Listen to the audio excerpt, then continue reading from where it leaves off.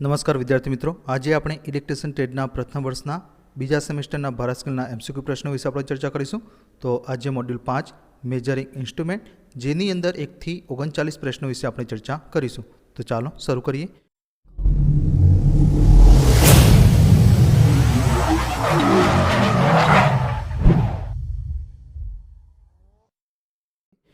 तो पहलो प्रश्न, तो मित्रों आ विडियोनी अंदर जे पण प्रश्न ब्लू कलर एटले के वादળી कलरथी हाईलाइट करेल छे ए अगाउ ऑनलाइन सीबीटी परीक्षा में पूछायेलो प्रश्न छे। तो पहलो प्रश्न, which force is required to move the pointer from zero position in an indicating instrument एटले के इंडिकेटिंग साधनों में पॉइंटर ने शून्य स्थिति में खसेडवा माटे कया बळनी जरूर छे। तो ऑप्शन ए नियंत्रण बळ एटले के कंट्रोलिंग फोर्स, बी डिफ्लेक्टिंग बळ एटले के डिफ्लेक्टिंग फोर्स, सी एयर फ्रिक्शन डेम्पिंग और डी एडी करंट डेम्पिंग। तो आनो साचो जवाब है ऑप्शन नंबर बी डिफ्लेक्टिंग बर एटले के डिफ्लेक्टिंग फोर्स। त्यारबाद बीजो प्रश्न, which is the position to use the instrument provide with gravity control एटले के गुरुत्वाकर्षण नियंत्रण साथे पूरा पाडवामां आवेल साधनों उपयोग करवा माटे कई स्थिति है। तो ऑप्शन ए कोईपण स्थिति एटले के एनी पोजिशन, बी ऊभी स्थिति एटले के वर्टिकल पोजिशन, सी ત્રાસી स्थिति एटले के इंक्लाइन पोजिशन और डी आड़ी स्थिति एटले के हॉरिजॉन्टल पोजिशन। तो आनो साचो जवाब है ऑप्शन नंबर बी ऊभी स्थिति एटले के वर्टिकल पोजिशन। त्यारबाद तीजो प्रश्न, तो मित्रों आ प्रश्न पण ऑनलाइन सीबीटी परीक्षा में पूछायेलो है।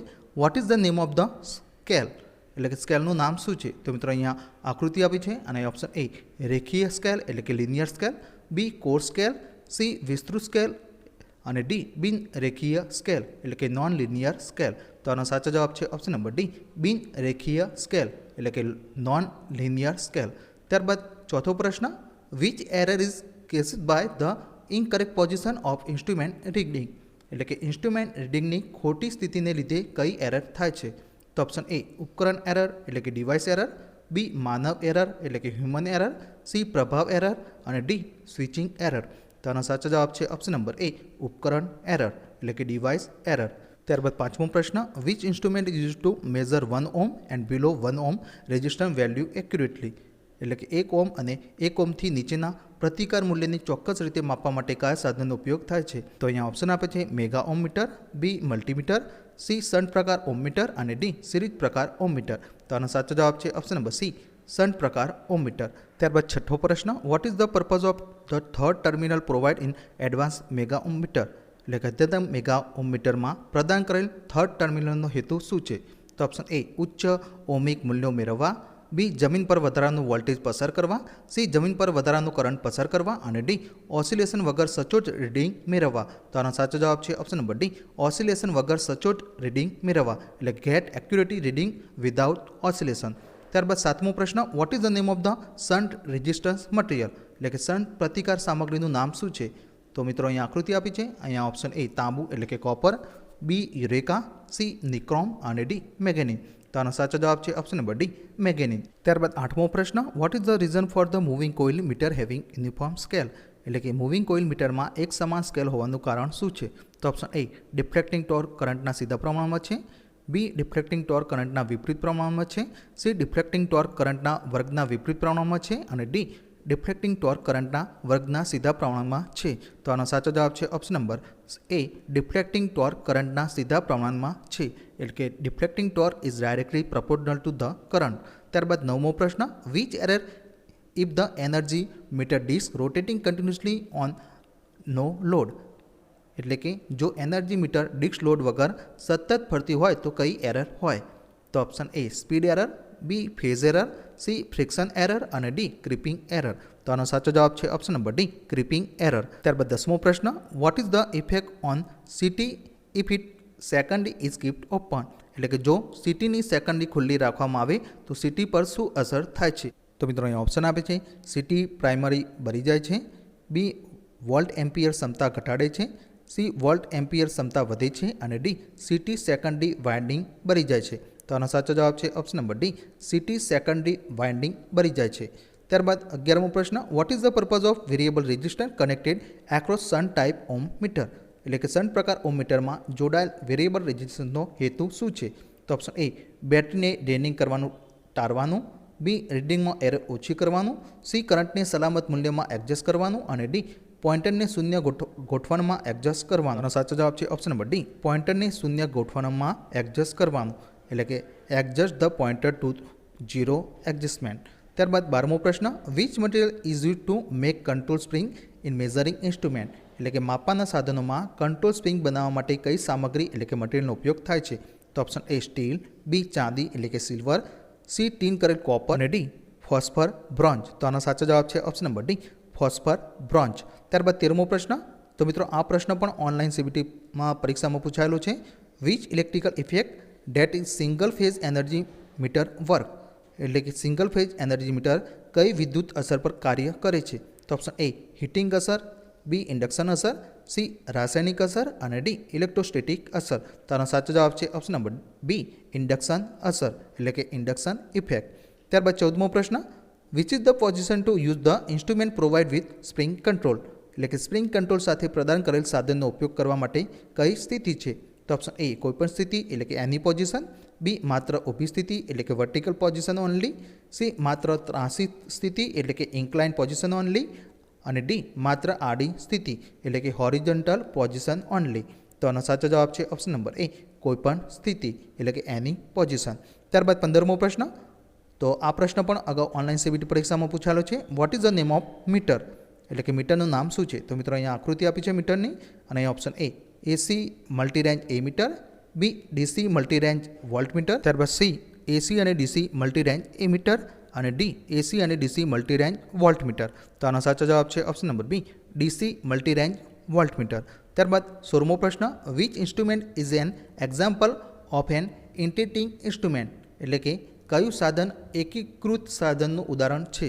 તો option A AC voltmeter, B DC voltmeter, C energy meter અને ડી ટેન્જન્ટ ગેલ્વેનોમીટર. તો આનો સાચો જવાબ છે option number D, tangent galvanometer. ત્યારબાદ 17મો પ્રશ્ન, how the creeping error is controlled in energy meter, એટલે કે એનર્જી મીટરમાં ક્રીપિંગ એરરને કેવી રીતે નિયંત્રિત કરવામાં આવે છે? તો ઓપ્શન એ રેટેડ વોલ્ટેજ ઘટાડીને, બી ઇન્ડક્ટિવ લોડ વધારીને, C brake magnet position adjust કરીને અને ડી ડિસ્ક પર બે હોલ ડાયામેટ્રિકલ વિરુદ્ધ ડ્રિલ કરીને.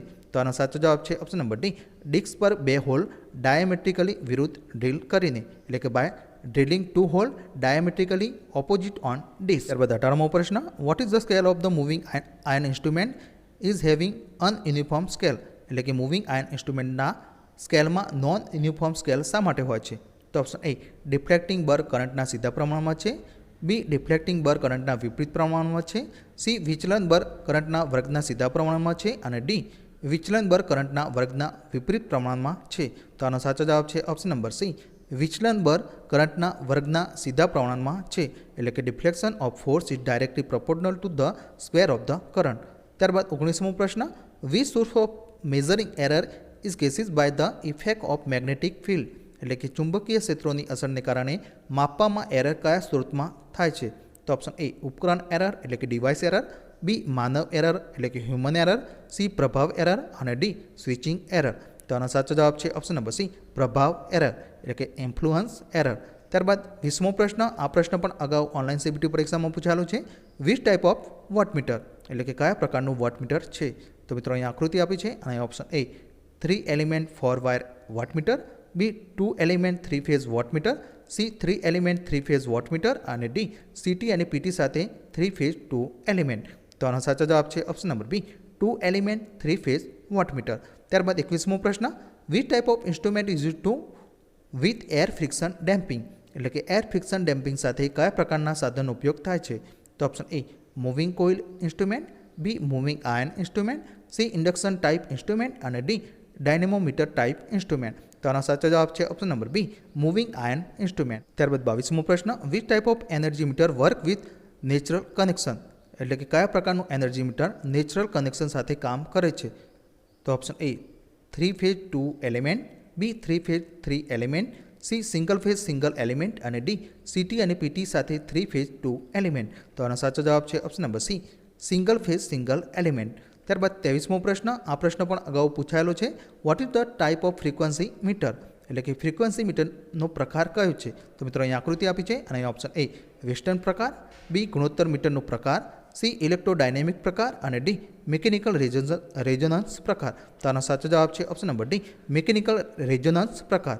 ત્યારબાદ 24મો પ્રશ્ન. આ પ્રશ્ન પણ અગાઉ પૂછાયેલો છે. What is the unit of sensitivity in instrument? એટલે કે ઇન્સ્ટ્રુમેન્ટ એટલે કે સાધનોમાં સંવેદનશીલતાનો એકમ શું છે? તો ઓપ્શન એ વોલ્ટ પ્રતિ ઓમ, બી ઓમ પ્રતિ વોલ્ટ, સી ઓમ મીટર અને ડી ઓમ પ્રતિ મીટર.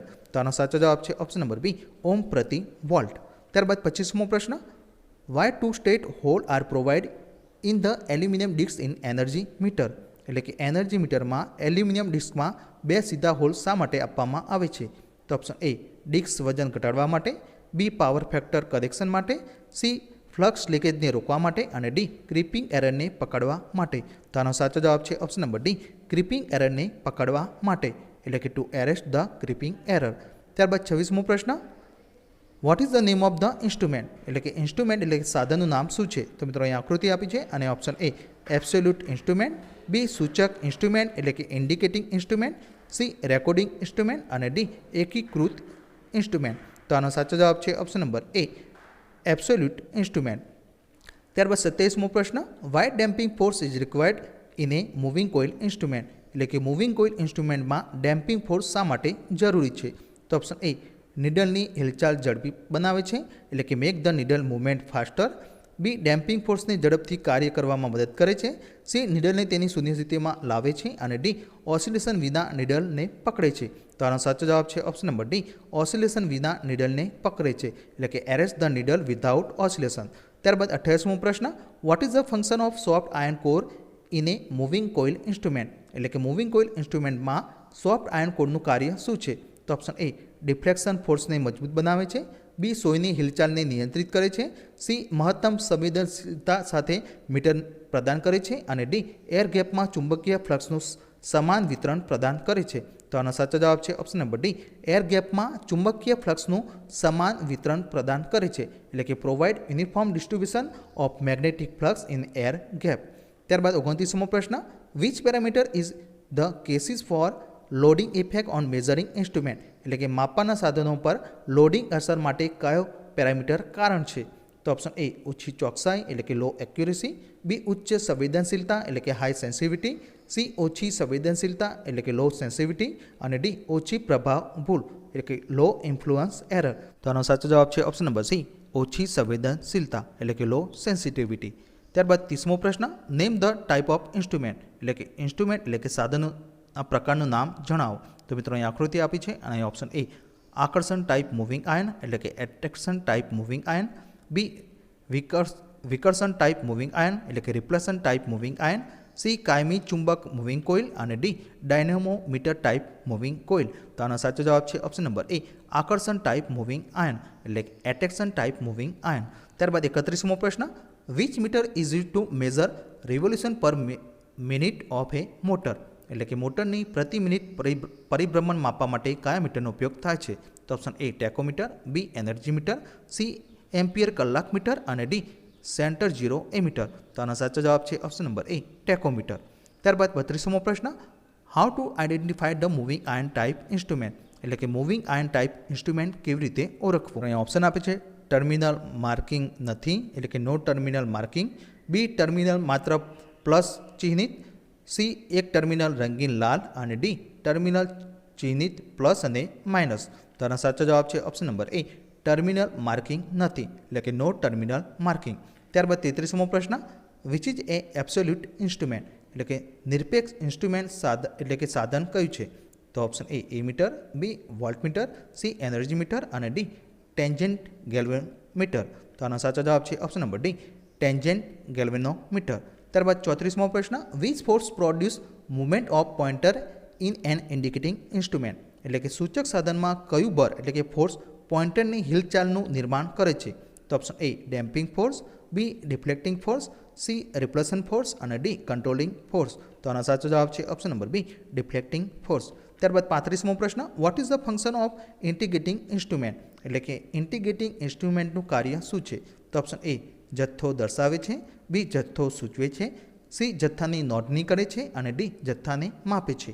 તો આનો સાચો જવાબ છે ઓપ્શન નંબર સી જથ્થાની નોંધણી કરે છે એટલે કે રજિસ્ટર ધ ક્વોન્ટિટી. ત્યારબાદ 36મો પ્રશ્ન, which position and instrument using gravity control read accurately, એટલે કે ગુરુત્વાકર્ષણ નિયંત્રણનો ઉપયોગ કરતું સાધન કઈ સ્થિતિને સચોટ રીતે વાંચે છે?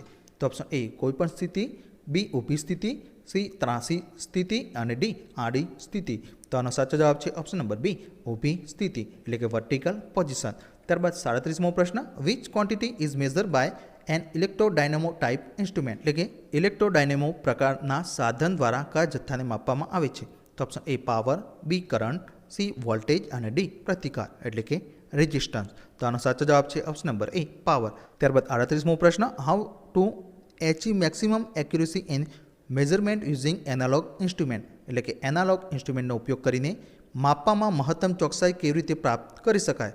તો ઓપ્શન એ ઓછું ઇનપુટ અવબાધ રાખીને, બી ઉચ્ચ ઇનપુટ અવબાધ રાખીને, સી ટૂંકા કનેક્ટિંગ લીડનો ઉપયોગ કરીને અને ડી યોગ્ય ડેમ્પિંગ સિસ્ટમ પ્રદાન કરીને. તો આનો સાચો જવાબ છે ઓપ્શન નંબર બી ઉચ્ચ ઇનપુટ અવબાધ રાખીને એટલે કે કીપ હાઈ ઇનપુટ ઇમ્પિડન્સ. ત્યારબાદ 39મો પ્રશ્ન, calculate the value of shunt resistance required to measure 10 milliampere with a milliampere meter, એટલે કે 1 મિલીએમ્પિયર મીટર સાથે 10 મિલીએમ્પિયર માપવા માટે જરૂરી શન્ટ પ્રતિકારના મૂલ્યની ગણતરી કરો. તો option A 3 Om, B 30 Om, C 0.3 ઓમ અને ડી 300 ઓમ. તો આનો સાચો જવાબ છે ઓપ્શન નંબર એ 3 ઓમ. તો મિત્રો નેક્સ્ટ વિડીયોની અંદર આપણે મોડ્યુલ 6 વિશે આપણે ચર્ચા કરીશું.